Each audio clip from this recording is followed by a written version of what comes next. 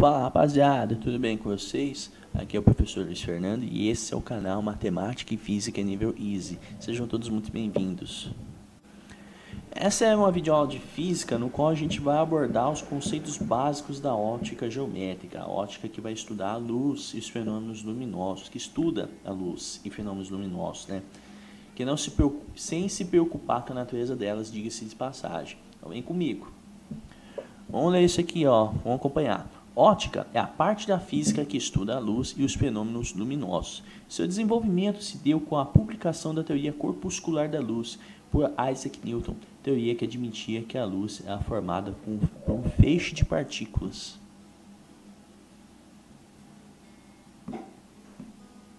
Define-se luz como um agente físico que sensibiliza nossos órgãos visuais. A luz é uma onda eletromagnética. E aqui está, pessoal, o espectro visível pelo olho humano, certo? E nessa tabelinha aqui, ele está nessa região aqui, beleza? E esse espectro vai de mais ou menos 400 nanômetros até 755 nanômetros. Aqui nessa região temos a luz violeta. A luz violeta com comprimento menor do que a violeta é a ultravioleta, comprimento menor e frequência maior.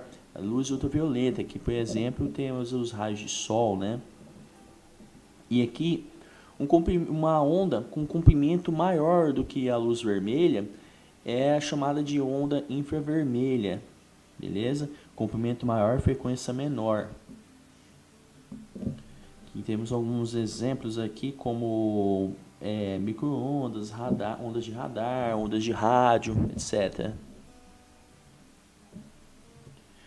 Óptica geométrica estuda fenômenos luminosos baseados em leis empíricas ou experimentais. São explicados sem que haja necessidade de se conhecer a natureza física da luz. A óptica geométrica usa como ferramenta de estudo a geometria.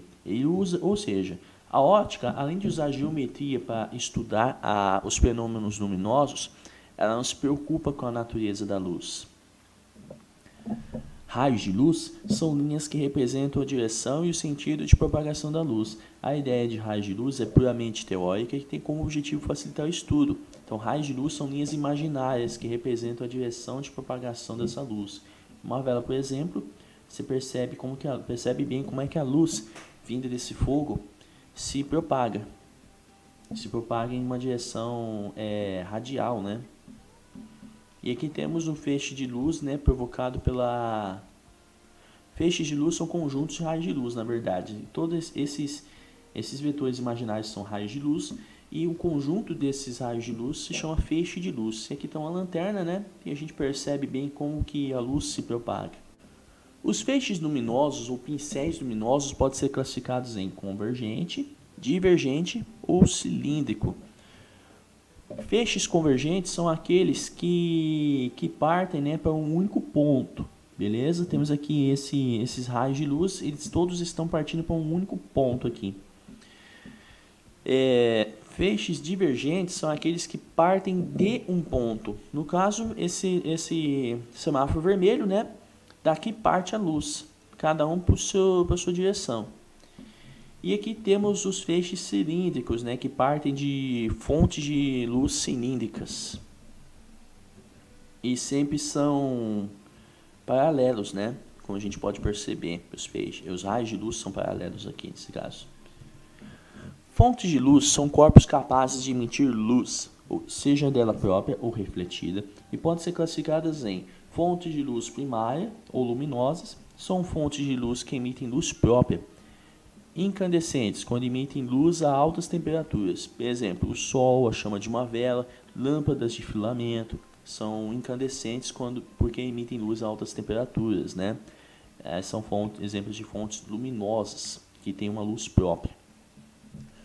Outro exemplo de fonte de luz primária são as luzes luminescentes, quando emitem luz a baixas temperaturas, ao contrário das incandescentes.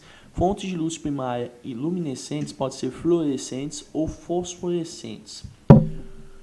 As fontes fluorescentes emitem apenas luz enquanto durar a ação do agente excitador. Lâmpadas fluorescentes, por exemplo, né? Em quando que vai durar a ação? Quando alguém apagar a luz, né, quando alguém aciona o interruptor, ou quando o filamento ficar desgastado, né. Agora, luzes fosforescentes emitem luz por um certo tempo, mesmo após ter cessado a ação do excitador. Nessas fontes de luz, a energia radiante é proveniente de uma energia potencial química. Exemplo, interruptores de lâmpadas, ponteiros luminosos de relógios. Aqui está uma foto, uma fonte de luz fluorescente, né? Essas lâmpadas aqui fluorescentes. Fontes de luz fosforescentes, a luzinha do relógio. E incandescente, né? Que é essa lâmpada comum aqui. Fontes secundárias são as fontes que emitem apenas a luz recebida de outros corpos. Por exemplo, a Lua é um grande exemplo de fonte secundária. Ela emite a luz que recebe do Sol. E objetos em geral, cadeiras, roupas, paredes, etc. E fontes secundárias se dividem em 3 tipos de corpos. Corpos opacos, que são aqueles que impedem a passagem da luz, ou seja, chegou aqui e não passa mais. Corpos transparentes são aqueles que se deixam atravessar totalmente pela luz, né? Aqui está, né? Passa a luz. E corpos translúcidos são aqueles que se deixam atravessar parcialmente pela luz. Também temos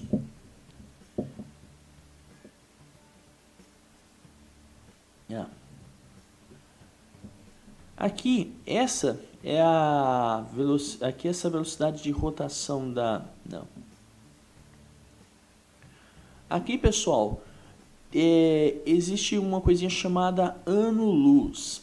Ano-luz, muita gente faz a confusão, aquela confusão que acredita-se que o ano-luz é o tempo. Na verdade, ano-luz define-se como a distância que a luz percorre durante um ano, certo?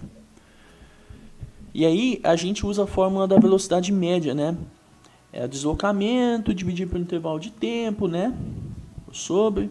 Aí, ano-luz é a distância, então a gente tem que achar a distância, né? A velocidade média é 3 vezes 10 elevado a 5 km por segundo. Você pode fazer em metro também, né? Mas aí o expoente fica diferente, né? É 8, 3 a mais aqui, 3 a mais aqui, 3 a mais aqui. Delta S sobre o tempo. O tempo é dado em segundos, né? Porque a velocidade foi dada em quilômetros por segundo aqui. Então vamos ter quantos segundos tem um ano? Um ano que não seja bissexto, né? Que é a maioria deles. 365 dias vezes 24 horas vezes 60 minutos vezes 60 segundos.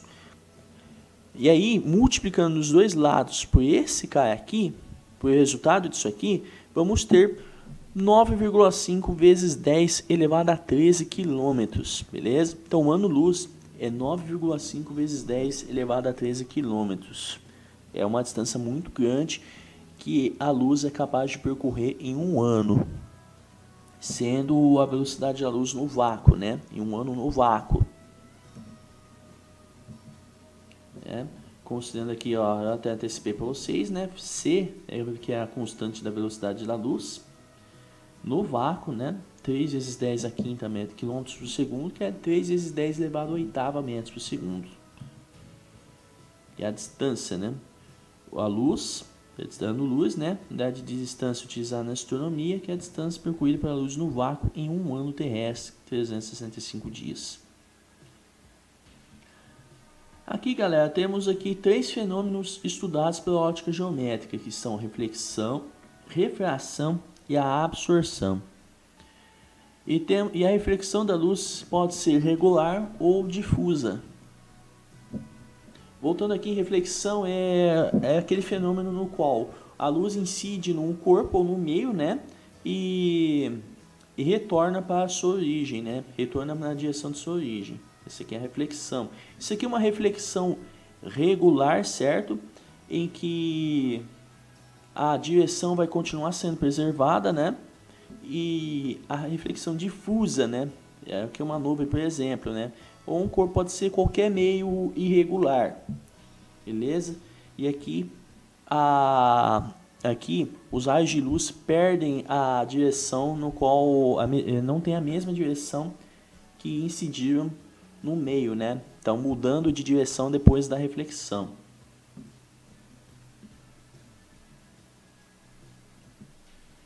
Então, vamos falar um pouquinho aqui desse prisma de luz, né? Cor de um corpo por reflexão. Esse é o Isaac Newton, né? Você já deve ter visto um retrato dele antes, seja nas minhas videoaulas ou por aí na internet. E você já viu principalmente uma coisa dessas na internet, né? Se não, tudo bem. Newton foi além, repetindo a experiência com todas as raias correspondentes às 7 cores. Mas a decomposição não se repetia, as cores permaneciam simples. Inversamente, ele concluiu que a luz branca é, na realidade, composta de todas as cores do espectro, e provou isso reunindo as raias coloridas de duas maneiras diferentes. Primeiro, mediante uma lente, obtendo em seu foco a luz branca, e depois por meio de um dispositivo mais simples, que passou a ser conhecido como disco de Newton. Trata-se de um disco dividido em 7 setores, cada um deles pintado com uma das cores do espectro. Fazendo girar rapidamente, as cores se superpõem sobre a retina do olho do observador e esse recebe a sensação do branco. Então é uma mistura de todas essas 7 cores formando aí o branco, beleza?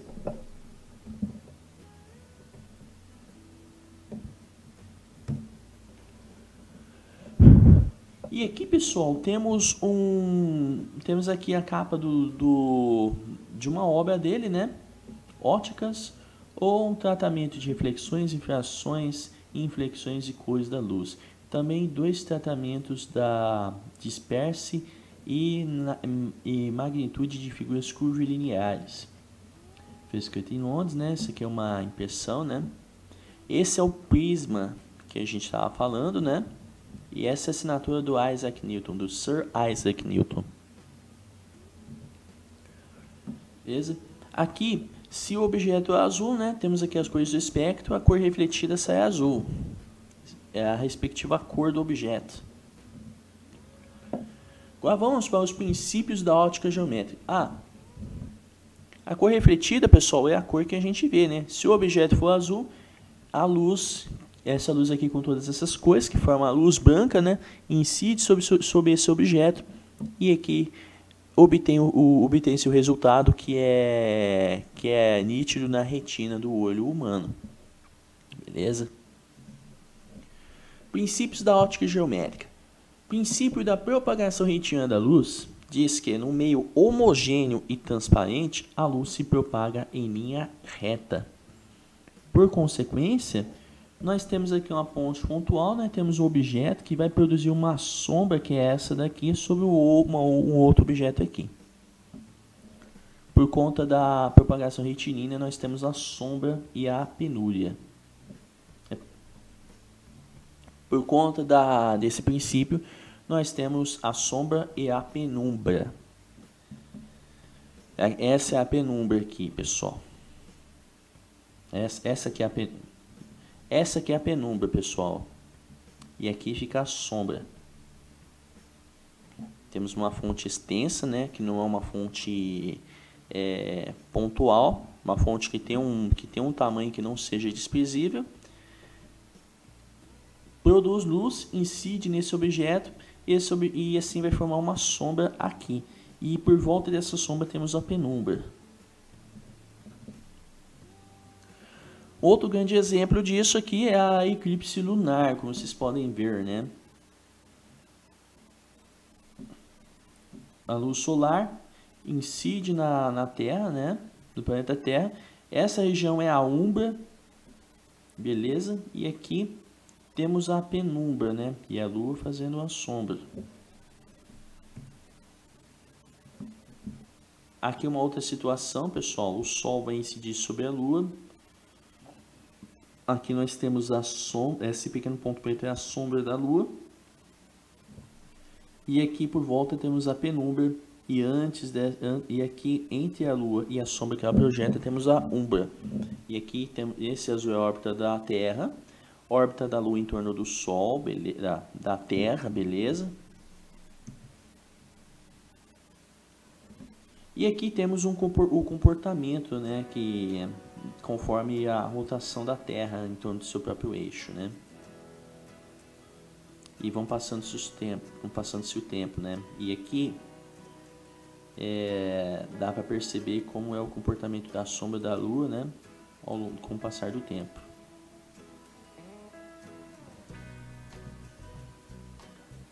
Aqui mais um desenho, né, da umbra e da penumbra. E aqui está as fases da Lua com o passar do tempo, o ciclo de fases da Lua, né? A Lua cheia, a Lua minguante, certo? Lua crescente, Lua nova, né? Lua cheia, Lua crescente, Lua minguante, por aí vai.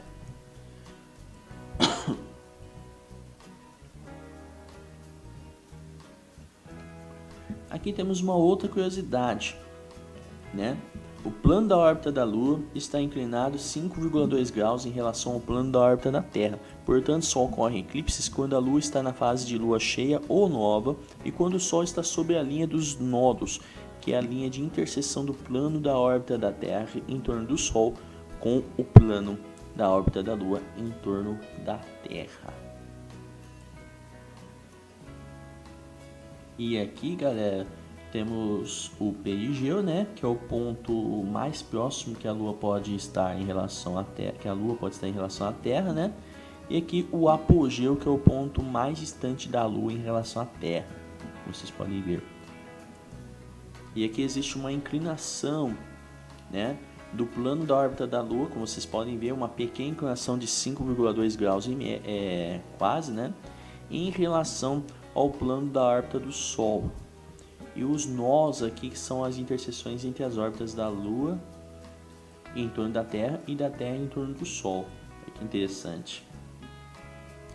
E o período da órbita da Lua em torno da Terra é de 27,32 dias, que são quase 4 semanas.